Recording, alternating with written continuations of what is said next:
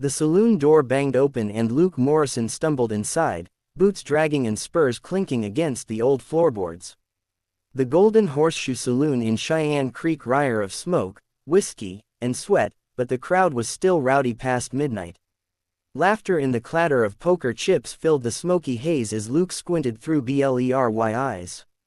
At 28, Luke was tall and lean, the kind of cowboy women noticed and men respected.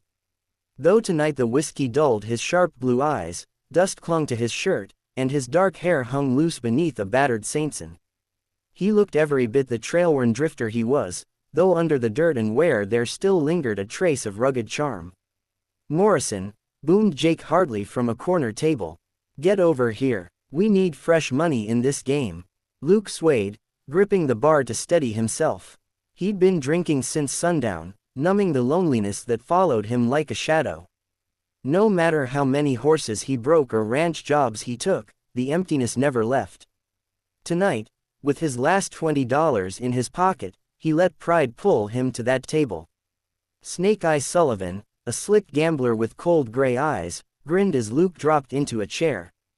Well, if it isn't Luke Morrison, sure, you can see the cards straight, cowboy."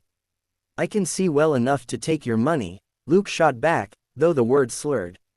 The game started, and at first the cards seemed to favor him. His pile of bills grew, his confidence swelled. The whiskey made him reckless, but Lady Luck danced with him for a while. As the hours passed, the pile shrank again. By 3 o'clock in the morning, he had lost it all. Wages, rifle, and even his horse. Snaky leaned forward, eyes glinting. "One more hand. I'll spot you 100. Winner takes all." Luke's instincts screamed to quit, but whiskey and pride drowned them out. "What's the catch?" "No catch. Snake Eye purred just one condition. If you lose, you do what I say. One thing, no questions asked."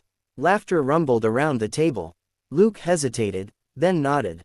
"Deal." The crowd pressed close as cards hit the table.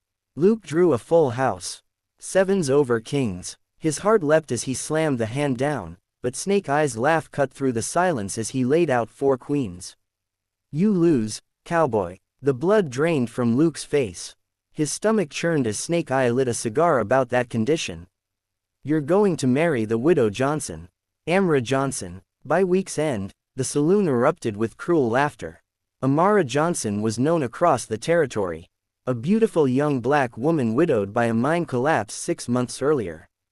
Proud, quiet, and strong. She was the last person anyone expected a white cowboy to wed. Luke's voice shook with anger. "You can't be serious." "Dead serious," Snaky replied smoothly. "And if you back out, you'll be branded a liar in front of the whole territory. A man's word is his bond. Morrison, or maybe you'd rather leave Cheyenne Creek for good." Samuel Blackwood, the town banker, smirked. "I hold the note on her land. Either she marries you or I foreclose. The papers are ready." Luke stumbled into the cold dawn outside, the echo of their laughter chasing him. He'd been set up, ruined by a drunken hand of cards. Worse, his mistake would now drag down an innocent woman. 3 days later, he stood stiff and sober in the little church at the edge of town. Every pew was packed, townsfolk eager to witness what they called the joke of the year. The doors creaked open and Amara Johnson entered. Luke's breath caught. Up close, her beauty was striking. She wore a simple blue dress, carefully mended, her dark hair pinned back. But it was her eyes, deep brown, filled with pride and fire, that held him. "I'm sorry," Luke whispered as she reached the altar. "Save it," she answered firmly. "We both know why we're here. Let's get this over." With Reverend Mills rushed through the vows, his discomfort plain. When he asked for objections, the church roared with laughter. Amara's jaw tightened, but she stood tall. Luke felt admiration rise in his chest for her strength. When the words were spoken and the bells tolled, the mockery of the crowd filled the air, but as they walked down the aisle together, Amara's arm lightly in his, Luke whispered so only she could hear. "Cowboy lost a bet, forced to wed a black beauty. But maybe the game's not done yet." Her eyes flicked to his, searching for mockery. Finding none, she gave the smallest nod. That night, They rode to Luke's lonely cabin 5 miles from town. The place was rough. A bed, a stove, a table, and little else. Amara stood in the doorway, her dignity unshaken despite everything. "It's not much," Luke said, setting a lamp on the table. "I've seen worse," she replied, placing her small bag down. Her voice was calm, but her shoulders were stiff with tension. Luke tried to make it easier. "You take the bed, I'll sleep by the stove." "No," she said firmly. "If you do, they'll talk. They're already waiting for us to fail. I won't give them the satisfaction." Luke saw the pride in her. The same pride that had carried her through widowhood and hardship. He realized then this woman wasn't weak. She was stronger than most men he knew. As the lamplight flickered, Amara laid out a quilt stitched with intricate African patterns passed down through her family. Luke couldn't help but admire it. "That's fine work. Did you make it?" She glanced at him in surprise. "My mother taught me for the first time that night." Her voice softened. Luke lay on the floor staring at the rafters while she settled into the bed. In the darkness, she spoke quietly. "This marriage may be forced, but I won't be." "I understand," Luke said quickly. "Maybe the game's not done yet. Maybe we can find a way to get through with our dignity." The word hung between them like a fragile truce. Outside, the Wyoming wind howled across the prairie. Inside the small cabin, 2 strangers lay awake, bound together by chance, pride, and a cruel bet. Uncertain what tomorrow would bring. Morning sunlight streamed through the cracks in the cabin wall. Luke awoke on his pallet near the stove to the smell of coffee and biscuits. Amara was already moving about, tending the fire, her back straight, her hands steady. "You didn't have to cook," Luke said, pushing himself up. "I pay my way," she replied without looking at him. "I won't be a burden."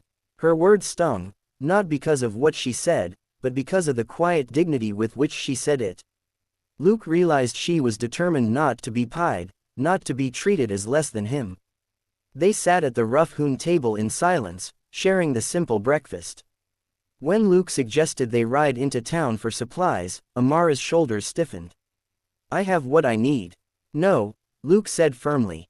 "You're my wife now, at least in the eyes of the law. What's mine is yours. You'll have what you need." Her eyes searched his face as if trying to read whether he meant it.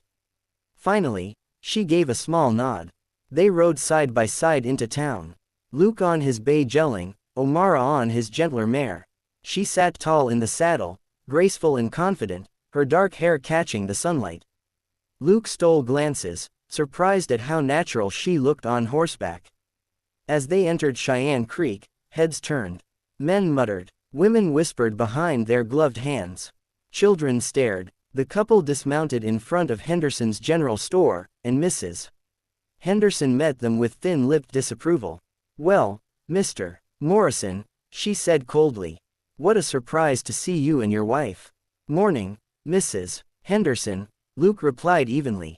"We need supplies inside." The staring grew worse. Luke ignored it and guided Amara to the fabric section. "Pick what you need. Don't skimp. Winter's coming." Amara hesitated until Mrs. Eleanor Patterson, wife of Luke's employer, approached with a kind smile. "That calico won't last the season," she said gently.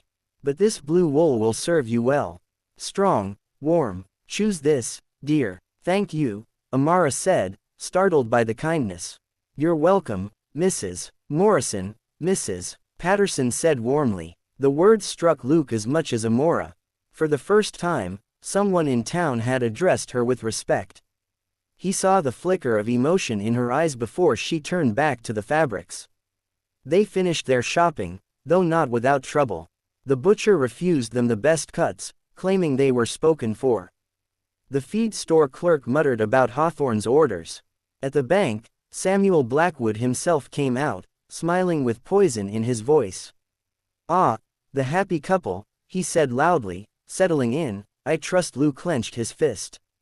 But before he could reply, Amara laid a calm hand on his arm. She looked Blackwood straight in the eye and said, quite content, "Thank you. Disappointment must be hard for you." Blackwood's smile faltered. Amara's voice had carried, and the crowd whispered. Luke grinned as they walked out. That was well done. Men like him expect fear, she replied. Sometimes dignity is the sharpest weapon. The ride home was quiet but companionable. Luke kept stealing glances at her. She was not the humiliation Snake Eye had meant for him. She was something else entirely. That night, Amara laid out her quilt again. The bright patterns standing out against the rough cabin walls. Luke found himself staring at them. Your mother made you strong, he said quietly. Amara paused, then nodded. She did, and I intend to stay that way. 2 weeks later, trouble found them. Luke woke before dawn to the sound of horses outside. He grabbed his rifle and peered through the window. 5 riders circled the cabin, shouting threats. Morrison. One called, "We know you've got good horse flesh in that barn. Come on out, and we'll leave your cabin standing." Quote. Luke's jaw clenched. "You've got one warning. Get off my land." The riders laughed. "Maybe we'll take your woman, too. See if she's as spirited as they say." Before Luke could answer, the cabin shook with the blast of Amara's shotgun. One rider screamed, clutching his shoulder. "The next one goes through your heart," Amara shouted, her voice steady as stone. "I buried one husband already. Don't test me." The thieves cursed, circling wider. 2 splashed kerosene on the barn walls. Luke's chest tightened. His horses, his livelihood were about to be lost. "Keep them busy," he whispered to Amara. She nodded, reloading with steady hands as Luke slipped out the back. Using the darkness, he crept behind the thieves. One guarded their horses. Luke struck him down with the butt of his rifle, grabbing his pistol. Now armed with 2 guns, he moved toward the barn. The thieves didn't see him until it was too late. Luke fired, dropping one in the leg, the other froze, hands in the air. But then a roar filled the sky. A wall of dust rose on the horizon, glowing orange in the rising sun.